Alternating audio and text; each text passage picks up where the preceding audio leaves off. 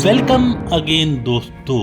अजमेर के प्रसिद्ध मूर्तिकार श्याम के सपने में एक दिन भगवान जी आते हैं और भगवान जी आकर कहते हैं, मैं तुम्हारा धन्यवाद करने आया हूँ कि तुम मेरी इतनी अच्छी अच्छी मूर्तियाँ बनाते हो, तुम बहुत ही अच्छे कलाकार हो।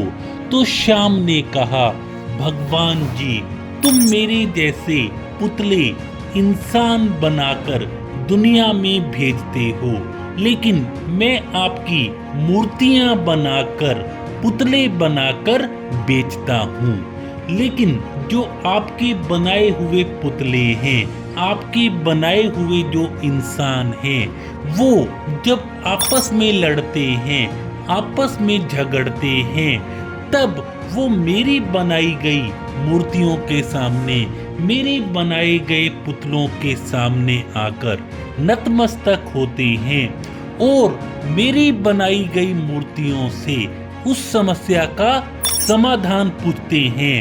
तब भगवान मुझे शर्म आती है कि जो तुम्हारे बनाए हुए पुतले हैं वो मेरे बनाई गई आर्टिफिशियल मूर्तियों के सामने आकर नतमस्तक हो जाते हैं। तो भगवान ये कहते हैं, श्याम बेटा ये कलयुग चल रहा है, तुम अपना काम करते रहो, मैं अपना काम करता रहूंगा।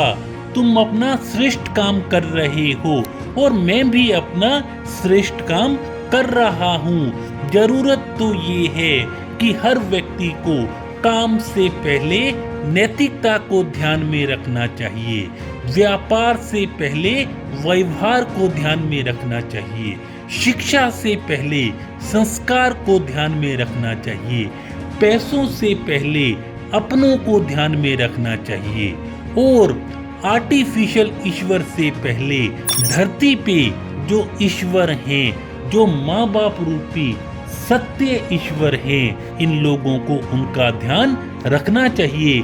जब वो ऐसा कर लेंगे तब सारी की सारी समस्याओं का अपने आप ही समाधान हो जाएगा।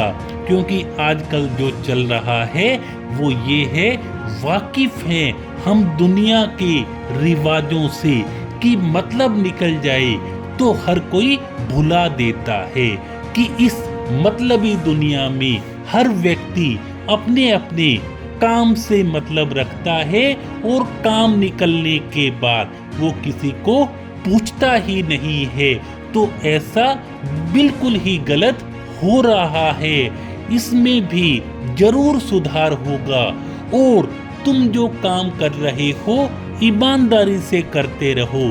जिस भाव से भक्त तुम्हारी बनाई गई मूर्तियों के सामने आएगा, तुम्हें भी मैंने बनाया है, वो मूर्तियां भी मैं बनवा रहा हूँ, तो जो सच्चे भाव से तुम्हारी बनाई गई मूर्तियों के सामने आएगा तो उसके मन की पवित्रता के लिए मैं प्रयास करूंगा और उसके मन की पवित्रता उसके मन के भाव के अनुसार कर दूंगा।